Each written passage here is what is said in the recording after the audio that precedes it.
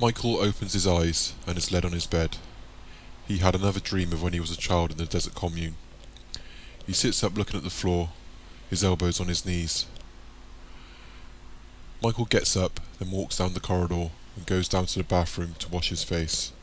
He then enters the living room and he walks past the sitting children and takes one of the front door keys, which is hanging on the wall. Michael is about to leave the room when Sam, who is tidying up in the kitchen, notices him. "Oh, Michael, you made me jump. Where are you going this early?" says Sam. "Oh, I just need to get some fresh air," he replies. "Are you alright?" she says to him as she walks over. She walks over and holds on to Michael and looks into his eyes. Yeah, I just need to go for a walk, that's all," he says. "Alright, you just take care, it's still a bit dark out there. I love you," says Sam. And with that, Sam stands on her toes and kisses Michael on the lips. "I will, beautiful. I love you too. I'll see you in a bit." Michael kisses her on the forehead, then hugs her. Michael leaves the building and nods to the two commune guards stood by the roadblock. They nod back, but it's still slightly dark and it's also pretty misty, as Michael is up fairly early. He has a lot of trouble sleeping lately, as memories of his childhood seem to be flooding back to him. Michael walks through the commune, and it's like a ghost town. There's hardly anyone's about, apart from the commune guards and the odd person going about their business. Michael notices a glow coming from the commune hall and decides to pay a visit. The lady, who is tending to the chores inside the town hall, is stood behind the counter. "Oh, hello. You're up early," she says, as Michael stretches. "Yeah, I thought I would get some fresh air," Michael replies. "Ah, good job actually. I've got an important letter for you." "Huh?" replies Michael. The lady turns around and takes a letter from a pigeonhole shelving on the wall. "One of the commune elders delivered it last night and said it's for you. Told me it was important," says the lady. The lady gives the letter to Michael. "Well, go on then. Open it," the lady says, excited. Michael frowns and turns his back to the lady as to block her view from the letter. Michael looks at the envelope. I can. It's got private wrote on it." "Well, thanks," says Michael. Michael leaves and walks to the side of the building and begins to open the letter, and something falls out to the ground. "Huh? What's this?" Michael bends down to pick up the object. "A key? What?" Michael reads the letter. "Dear Michael, I have a very important but very dangerous job for you. Before you are put off, let me tell you that in return for your services, you and Sam will receive 2-week ration provisions card and be free of any chores for 2 weeks. Now, the job in hand. On the back of this letter you will find a map showing a route to a location and a route back. We need you to deliver a package to this location and to pick up a letter that will be waiting for you there. The package will be left with Miss Jasmine in the commune hall. Enclosing this letter is a key. If you give it to Miss Jasmine, she will open the safe and give you a package. If you do not choose to take the job, please deliver the key and this letter to the Elder House. If you do choose to take this job, know you will be entering the city and leaving the safety of the commune. You will find further instructions within the package in the safe. Yours sincerely, Curtis Martin." Michael stands on the spot and stares at the letter. He then snaps out of his gaze and shakes his head in disbelief. "What the hell? Job? Damn." Michael looks at the letter again and sighs and shakes his head. "Well, Michael boy, what are you going to do? What are you going to do?" he says to himself. He puts one hand on his waist and looks at the map, and then looks towards the commune boundaries. He quickly turns around and strolls back into the commune hall. "I believe you have a package for me." Michael places the key on the counter. "Huh? Oh, the key? You mean the elder's parcel? Are you?" "Never mind, I'll get it." The lady takes the key and kneels down and moves a wooden shutter to reveal the safe. She opens the safe with a key and removes a solitary parcel and a letter with the words "Private, for deliverer's eyes only" written on it. She rises and turns to Michael, placing the object on the counter. "Here you go, Michael. Your turn, is it?" "Huh?" says Michael. The booth lady, Miss Jasmine, puts her hands on the counter and leans towards Michael and whispers, "To go outside the commune gates into the city." "How do you Mike says. Then a voice comes from behind Michael. "Ahem! Not disturbing anything, am I?" A stocky and long-haired, bearded yet well-groomed man is in the commune hall entrance, behind Michael, with a look of suspicion on his face. He is dressed in well-made and well-kept clothes, and has commune symbols all over them. His mind's eye tattoo is bold and fresh in appearance. "Ah, Michael, I see you've decided to take our job," he says. "Huh? Oh yeah, I was just on my way," replies Michael. Nice and early too. Most of the outer inhabitants will still be asleep." "Good man," says Eric. Eric pats Michael on the back and grins at him. Michael smiles back and stands on the spot. "Well, come on then, lad.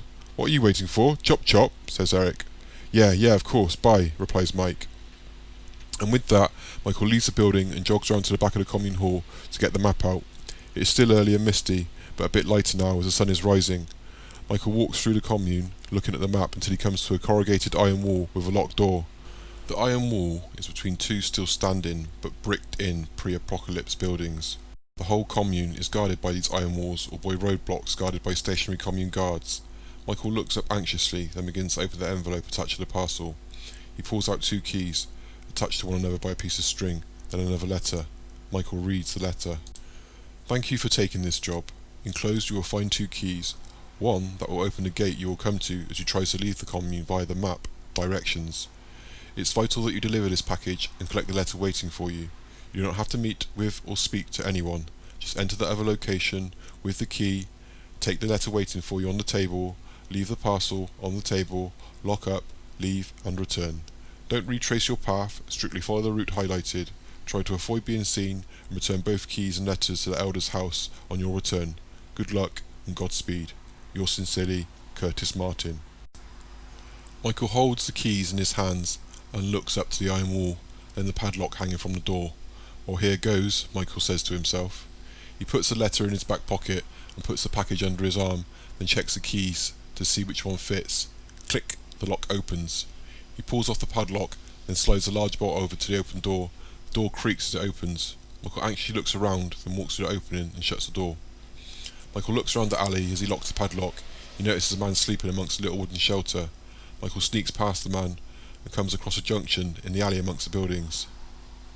Right, he says to himself. Michael checks the map, and then he checks his surroundings. He turns and walks right cautiously making his way down the alley, then turns left at the next junction. He continues to walk down the alley until he comes to a wire fence blocking his way. On one side of this fence is a wide road. Michael looks at the map again, and then looks across the road. He puts the map back in his pocket and stuffs his package up his top. He then scales the fence and jumps down from the fence and lands safely on his feet. He begins to run to the other side of the road towards an alleyway. Michael gets halfway across the road when he hears someone shout, "Hey you! Stop!" Huh? Mike freezes on the spot to see 3 men dressed in blue and dark clothes running towards him. They are gunrooms. Gunrooms are the city protectors. They live in the outer skirts of the city and try and keep peace and order. From the opposite, who are a known group of very distasteful people who live in the outer reaches of the city. "What are you doing?" shouts one of the men. Michael notices the men are carrying guns and panics. He darts off and begins to run down the alleyway ahead of him. "Oi! Stop!" shouts one of the men. Michael can see another wire fence ahead of him, and he leaps up at it and scrambles over. He continues to run, then there's a junction ahead. Michael falls to his feet as a huge dog leaps at him from his left. Ah! The dog jolts to a halt mid-flight as it is tied to a post, but the dog continues to bark and snap and snarl at the petrified Michael, who is just safely out of its reach. "Hey you! Stop!" shouts another one of the men. Still on the floor, Michael notices the 3 men running down the alleyway after him. Puffing and gasping, Michael quickly gets to his feet and picks up the package and secures it up his top again, and begins to run down the alleyway from them. He comes to another fence and begins to scale the same fashion as he did the last. He lands in a squat position. As he begins to look up, he hears a shotgun being cocked. He notices a pair of black boots and looks up to find a man holding a shotgun to his head. "What do we have here?" says one of the men. "There he is! Darren's got him!" The men chasing Michael catch up and jump the fence. Michael is now surrounded by all 4 of them. They all have dark clothing and weapons, apart from areas of clothing that are the same blue as one another's, and they are all wearing blue bandanas. "There you are, you little git!" shouts one of the men. Michael stood crouched with his hands up as the man pushes him over with the sole of his boot. "I noticed him running across the road back there. He came out darting from Justin's alley." "Come on, boy. Get up, show me your face," says another one of the men. Michael goes to pick up the package, which fell out from his top again. The men all lift and aim their guns at Michael. "Leave it where it is," shouts one of the men. Michael raises his arms above his head and stands up. "Huh? That tattoo? So you're one of those religious nuts, are you?" says one of the men. "Don't be fooled, da. Let me take a look." One of the men stands in front of Michael and licks his thumb, and he tries to rub off the tattoo off Michael's forehead. It remains intact. "Could be real. He could just be a spy. It could be a cover," says one of the men. "So, boy, what are you doing in gunroom territory? What's your business?" Mike stumbles with his words. I'm... And then a man interrupts him. "What's in the package?" 2 of the gunrooms point their guns closer to Michael. Michael stumbles with his words again. I don't know, honest. I'm out on a job, a delivery for the commune elders. A gunroom frisks and searches Michael and finds the letters. He looks at them and passes to one of the gunroom. It's called Darren. Darren looks at the letters and looks down at his companions as if unsure of Michael's intentions. So, what's your name, boy? Says Darren. Michael. My name is Michael, but some call me Mike. Michael blurts out. Oh, Michael Cutler, right? Says Darren. No, Michael Edwards. My father's surname was Edwards. Darren looks back at the still sealed letters. Boys, lower your weapons. He's okay, says Darren. So you're the famous little Michael Tara's told me about. Michael says in a shocked voice. Tara? You know Tara? Yeah, I do, kid. Put your arms down now. Here. Darren then hands the letters back to Michael. The other men lower their guns and look at each other as Michael picks up the package. So, where are you headed, Michael? Says Darren. Michael fumbles with the map and shows Darren. Hey, this is a pretty good map. Pretty accurate for a communer to have. The other men grip their weapons to the remark Darren says. Relax, he checks out. He's a boy who arrived with Tara years ago, says Darren. Oh, if you say so, says one of the men. The man who spotted Michael puts his hand on Michael's shoulder. You darting off like that. You're lucky we didn't shoot you or something. We thought you were one of those filthy snake gang bastards. Yeah, the scum have increased their attacks the past few months. They're getting more and more confident coming further into our territory. They live somewhere in the city, somewhere in a dead zone, but God knows where. They are literally snakes, the elusive sly bastards, says Darren. Yeah, replies Mike. Our commune guards had a spot of trouble with them a while back. The gunroom men all look at each other with a frown. Darren turns away and points to an alleyway across the road. That's the way you want to go. A few fences a jump, stick to your right and you should find it no trouble, says Darren. Thanks. And with that, Michael leaves the men and crosses the road and heads to the alley. Oh yeah, and mate, one more thing, shouts one in the gunroom. Michael stops and turns to face the men. The man replies, Watch out for guard dogs. Ha ha ha ha. A couple of gunrooms laugh and Michael anxiously turns to face the alleyway. He walks the alley and cautiously enters. He progresses, taking in his surroundings, as he comes to another junction and stops in his tracks. Ahead of him, just after the junction to the right, a dog tied up, blocking his way forward. Michael gulps and keeps close to the wall and makes his way slowly towards the dog and the right turn. The dog snarls, even though it looks asleep. It raises its ears and opens its eyes to see Michael. Michael stops and leaps and runs down the alleyway to the right. The dog behind him gives him chase and snarling and barking, but comes to a halt as it reaches the maximum length of its chain. Michael, gasping for breath, continues to run down the alleyway. He comes to a fence and to the right of him is a door slightly ajar. I wonder. Michael checks the map and looks at his surroundings. I'm here. Michael looks down and frowns. It's already open.